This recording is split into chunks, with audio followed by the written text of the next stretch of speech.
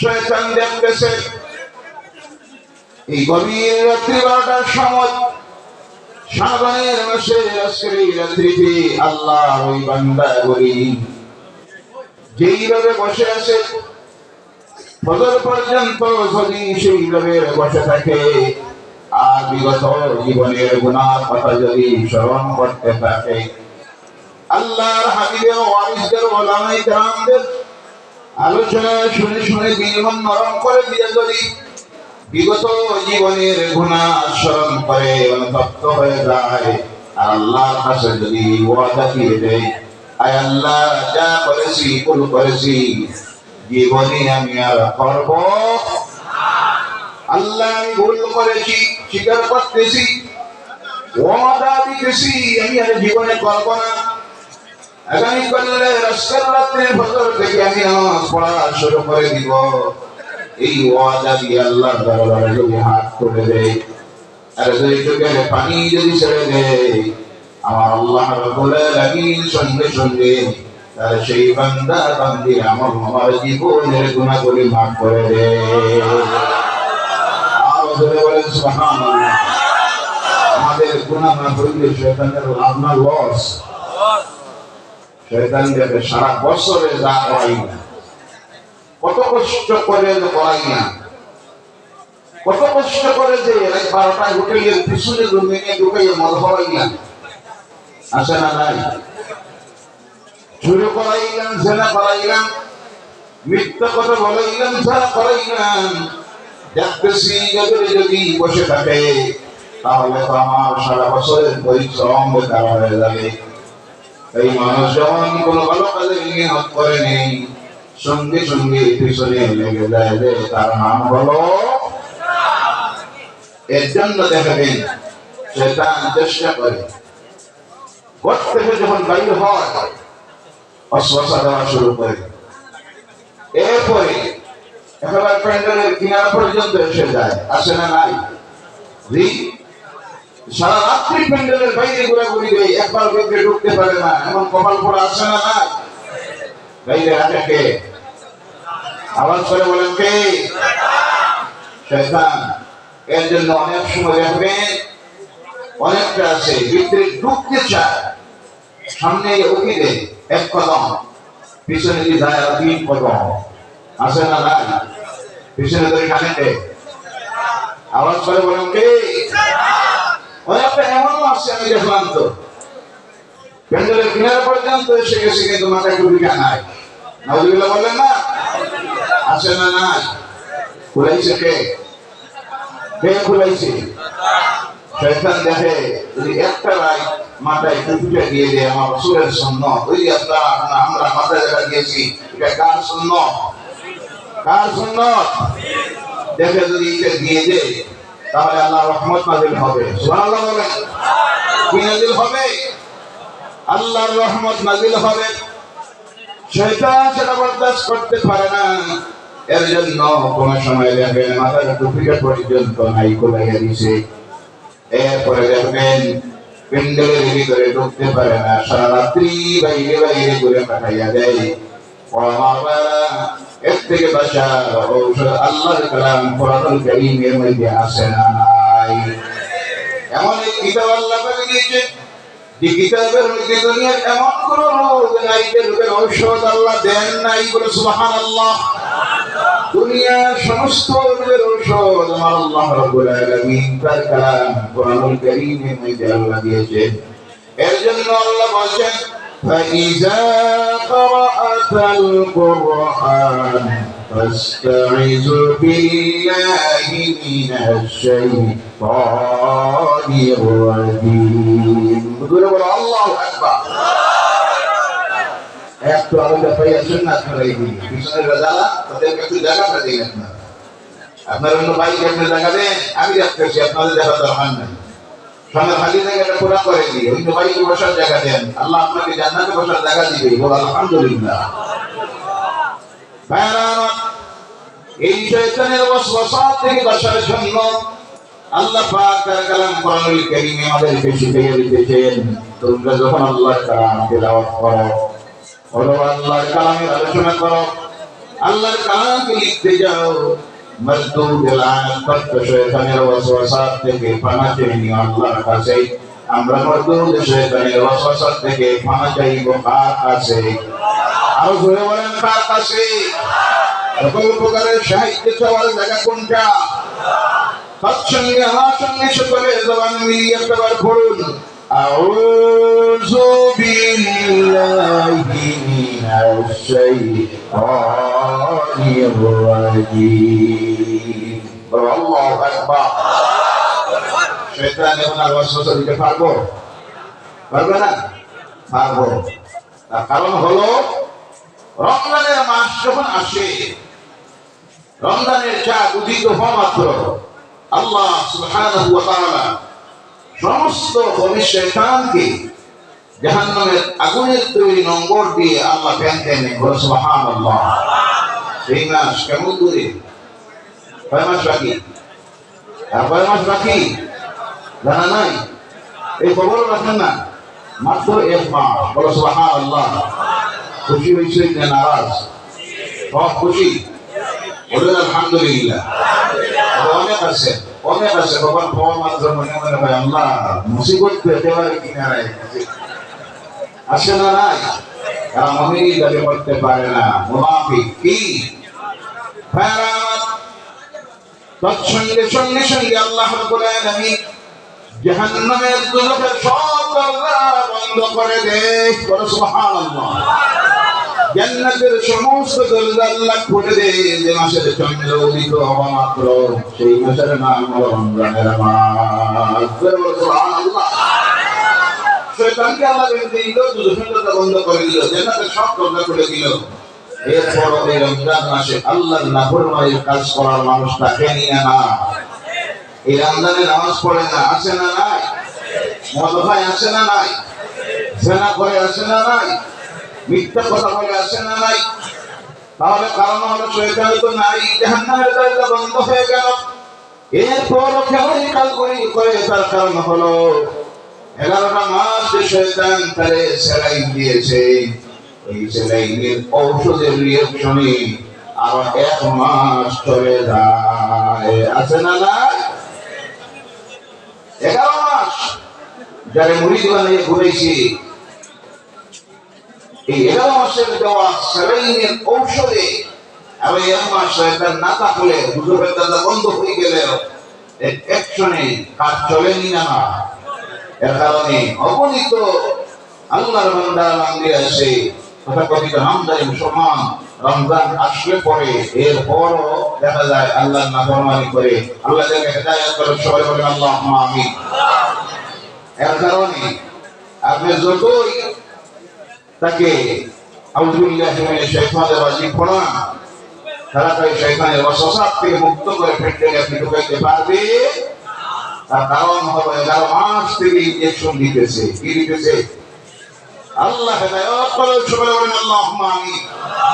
মূল আলোচনায় চলে যাবো ইনশাআল্লাহ। নির্ধারিত সময় আছে, বেশি না আলোচনা রাখবোই না। আমার ঐক্যের গোলাম হওয়া মানুষ সাধারণত আমার আলোচনা থাকে 10টার ভিতরে। কয়টার ভিতরে? আজকের এই দেওয়ারের মোকামের সমাজ ইমাম সাহেব আমার ভাই বিশিষ্ট আলিমুদ্দিন আল্লাহ হযরত মাওলানা আফজল হোসেন সাহেব অনুরোধ করেছিলেন যে আপনার আলোচনাটা একটু দেরিতে হবে। ওনার অনুরোধ রাখতে গিয়ে রাত্রি 12টায় আপনাদের সামনে আলোচনা রাখতেছি। আল্লাহর কালাম থেকে কিছু বলার জন্য আল্লাহ তৌফিক দেয়। সবাই বলেন আল্লাহুম্মা আমিন। ভাইরা আমার মুসলমানেরা, আল্লাহর লাখো কোটি শুকরিয়া আদায় করুন যে রব্বুল আলামিন আপনাকে আমাকে দুনিয়ার সবচেয়ে বড় 3টা নিয়ামত, কয়টা?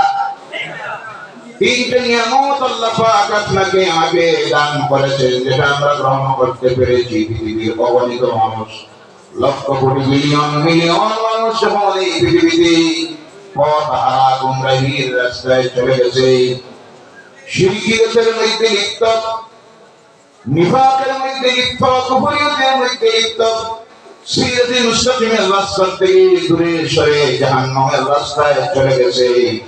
সেই সময় আল্লাহ রাব্বুল আলামিন তার পরিচয় পাওয়ার সৌভাগ্য আপনাকে আমাকে নসিব করেছেন, যার কারণে দুনিয়ার সবচেয়ে বড় নিয়ামত আপনি আমি গ্রহণ করেছি, যেই নিয়ামতের নাম হলো ঈমান। বলে সুবহানাল্লাহ।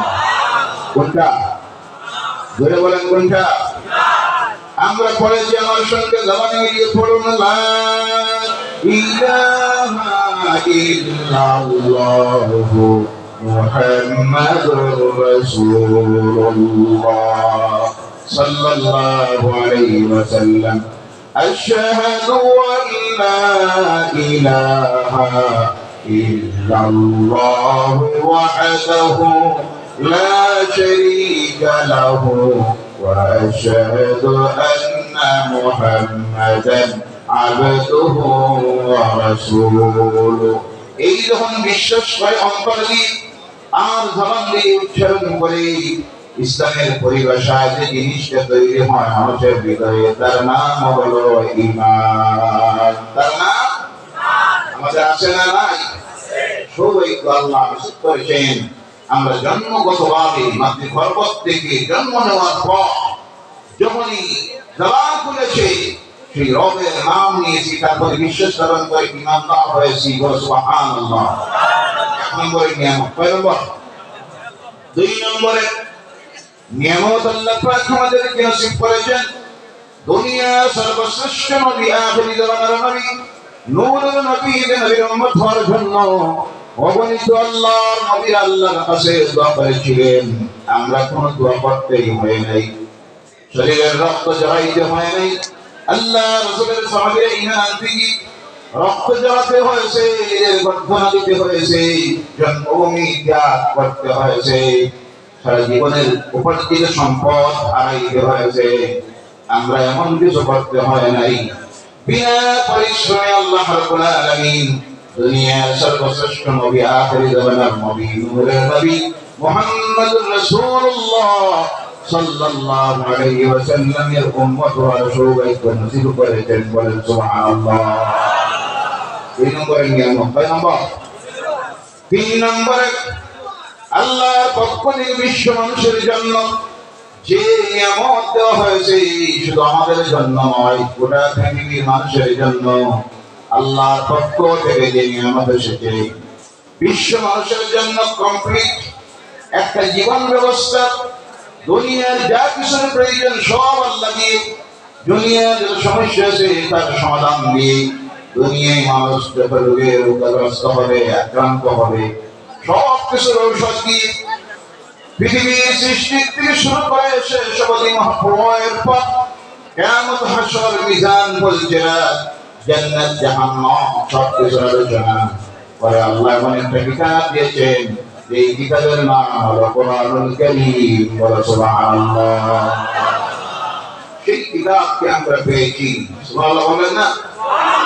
ভাইরা আমার, জেনে রাখবেন এই 3টে জিনিস যারা পাওয়ার পর তার মর্যাদা দিয়েছে, তার সঙ্গে সম্পর্ক রেখেছে, দুনিয়ায় চলার পথে বাস্তব জীবনে নিজের জীবনের মধ্যে বাস্তবায়িত করেছে, পৃথিবীর ইতিহাস প্রমাণ করতেছে, সেই জাতি পৃথিবীতে সবচেয়ে সম্মানিত জাতি হয়েছে। বলে সুবহানাল্লাহ। আর যারাই এই 3টে জিনিস পাওয়ার পর অস্বীকার করেছে, তাদের জিন্দেগি বরবাদের জিন্দেগি হয়ে জাহান্নামের কীট হিসাবে আল্লাহ তাদেরকে ঘোষণা দিয়েছে। বলেন নাউযু বিল্লাহি মিন যালিক। আর যারা এই 3টা জিনিস, কথা ভালোভাবে বুঝবেন, যারা এই 3টা জিনিস পাওয়ার পর গ্রহণ করেছে কিন্তু বাস্তব জীবনে আমলের মধ্যে বাস্তবায়িত করে নাই, আল্লাহ নাফরমানিতে লিপ্ত হয়েছে, পৃথিবীর ইতিহাস প্রমাণ করতেছে, কোরআন নামের ইতিহাস প্রমাণ করতেছে, আল্লাহ বিভিন্ন সময় বিভিন্ন ঘোষণাকে তাদেরকে এই জমিন থেকে আল্লাহ হালাক করে দিয়েছে। বলেন নাউযু বিল্লাহি মিন যালিক। আজকের পৃথিবীর মুসলমান কোথায় গিয়ে পৌঁছেছে? নিকৃষ্টতায়, আল্লাহর নাফরমানির এমন কোন কাজ বাকি নাই যে জাতির সমাজের মানুষ আজকে সেই সব কাজে লিপ্ত নাই। আসে না? নাই? অসমানেরা চরিত্রহীনতার দিকে নিচে নামতে নামতে কোথায় গেছে। এক এক সময় এক একটা ঘটনা দেখলে আমি তো অবাক হয়ে যাই। মাঝে বলবেন মাহফিলে আলোচনা শেষ করে যখনই ঘরে গেলাম, এদিকে যে ওয়াজ চলতেছে দুই দিকে চললে তো বিরাট অসুবিধা। এইদিকে কোনটা শুনি শুরু হয়েছে, আসলটা শুরু হয়েছে। সুবহানাল্লাহ ওয়ালহামদুলিল্লাহ ওয়া লা ইলাহা ইল্লাল্লাহ। সুবহানাল্লাহ ওয়ালহামদুলিল্লাহ ওয়া লা ইলাহা ইল্লাল্লাহ। লা ইলাহা ইল্লাল্লাহু মুহাম্মাদুর রাসূলুল্লাহ সাল্লাল্লাহু আলাইহি ওয়াসাল্লাম। মাহফিল শেষ করে বড় জন্য এসেছি, অগণিত টেলিফোন হওয়া শুরু হইল, হুজুর এই মাত্র যে মাহফিলে বক্তব্য আপনি গেলেন, যাওয়ার পরে মাহফিল যখন শেষ হইল দেখা যায় অগণিত মানুষের ভালো ভালো জুতা স্যান্ডেল এক জোড়াও নাই। নাউজুবিল্লাহ বললেন না? কোথায় গিয়ে চরিত্রে পৌঁছেছে আমার সমাজের মানুষের। ওয়াজের মাহফিলে আসে হেদায়েত পাওয়ার জন্য, কিন্তু সেই ওয়াজের মাহফিল থেকে বাইরে হয়ে যাওয়ার সঙ্গে সুর হয়ে বাইরে হয়ে যায়, আছে না নাই? আল্লাহ তাকে হেদায়েত করেন, সবাই বলেন আল্লাহুম্মা আমিন। আরেকটা মাহফিলে জায়গার নাম বলবো না, আলোচনা শেষ করেছি, মাত্র সিন্নি দেওয়া শুরু হইল। কি দেওয়া? তখন যে চিত্রটা আমি দেখলাম অবাক হইলাম, আল্লাহ এই অবস্থাটা দেখলে শয়তানও ভয় পাই, কথা কি না? আর অন্য ধরনের মানুষ যদি দেখে তাহলে ভাববে আরে এই হলো কি ইসলামের শিক্ষা, এটা কি মুসলমানদের চরিত্র? নাউজুবিল্লাহ বলেন। গাড়ি থাকা মুরব্বী মানুষটা দুই ফুটলা নিচে, কয় ফুটলা নিয়ে চাদরের নিচে ঢুকায়, আমি দেখতেছি, আমি বাইরে দেখতেছি, চাদরের নিচে ঢুকায় আর ঢুকাইয়া যারা টিউশন করতেছে কয় ভাই একটা মশা পাইছি না, একটা তা দেও না। নাউজুবিল্লাহ বলেন না? জোরে বলেন নাউজুবিল্লাহ। একটা সিন্নির প্রোগ্রাম জন্য মাহফিল থেকে বাইরে হতে গিয়া গুনাহ কবিরা করে বাইরে হচ্ছে। কি গুনাহ করে? মিথ্যা কথা বলা কি গুনাহ? বড় গুনাহ। আরে জাতির সমাজের মানুষের চরিত্র কোথায় গিয়ে নামতেছে, তার কারণ হলো যে হৃদয় থেকে চলে গেছে আল্লাহর ভয়। কার ভয়? আরে আল্লাহর ভয় চলে যাওয়া। এক নম্বরের কারণ হলো জ্ঞানের অভাব। জ্ঞানের অভাব, দুনিয়ার জ্ঞান নাই, আল্লাহর কালাম কোরআনুল কারীমের জ্ঞান নাই। শিক্ষিত যদি একটা সমাজ তৈরি করে দেওয়া যেত, তাহলে আমার মন বলছে ওই যে চরিত্রহীনতার যে কাজ আছে আমার সমাজের মধ্যে আছে, এই সমস্ত কিছু জ্ঞানের আলো তাদেরকে থেকে হেফাজত করে নিত। এর জন্যই তোমার আল্লাহ বলছেন তার কালাম কোরআনুল কারীম নাযিল করতে গিয়ে আল্লাহ এক নম্বরে যে আয়াতটা নাযিল করলেন, আল্লাহ বলেন ইকরা বিইসমি রাব্বিকাল্লাযী খালাক। পড়ো তোমার রব আল্লাহর নামে যিনি তোমাকে সৃষ্টি করেছে। সুবহানাল্লাহ। আল্লাহ বুঝতে পেরেছিলেন একটা জাতির, একটা সমাজের মানুষের নৈতিক চরিত্রের পরিবর্তন আনতে পারে, তার মধ্যে প্রথমে দিতে হবে জ্ঞানের আলো। কিসের আলো? যত সময় পর্যন্ত জেনে রাখবেন আমার এই সমাজের মানুষকে, এই জাতির মানুষকে আপনি প্রকৃত শিক্ষিত বানাইতে পারবেন না জ্ঞান দিয়ে, দুনিয়া জ্ঞান দিয়ে।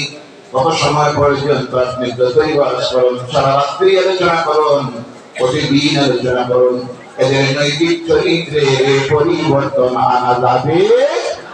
যার বাস্তব প্রমাণ দেখাবেন। মাহফিলে আপনি আলোচনা করতেছেন, ৫,০০০ মতো অনেক সময় শ্রোতারা সামনে বসে থাকে, কিন্তু সঙ্গে সঙ্গে যেমনি ঘোষণা দেওয়া হলো এবং এশা নামাজের আযান হবে বা জামাত নামাজ হবে, এরপরে আবার মাহফিল ধারাবাহিকভাবে চলবে, সঙ্গে সঙ্গে দেখা যায় যেখানে উপস্থিত ছিল ১০,০০০ শ্রোতারা, আমাদের জামাতে গিয়ে হাজির হলো ২০০। নাউজুবিল্লাহ নাই? কারণ হলো জ্ঞানের অভাব। কিসের অভাব? সেই জ্ঞানের অভাব থাকার কারণে তাদের ভিতর থেকে চলে গেছে আল্লাহর ভয়। কার ভয়? এর জন্য এই জাতির, এই সমাজের পরিবর্তন যদি আনতে হয়, আল্লাহর নাফরমানির থেকে যদি ফিরে দিতে হয়, এক নম্বরে যে মেডিসিন তাদের মধ্যে দিতে হবে সেটা হবে জ্ঞানের আলো। কিসের আলো? আলোচনায় ছিলাম আল্লাহ রাব্বুল আলামিনের কালাম কোরআনুল কারীম দুনিয়া মানুষের সামনে উদাহরণের কাছে ইতিহাস কোরআনটা শুধু ধর্মগ্রন্থ নয়, একটা ইতিহাস।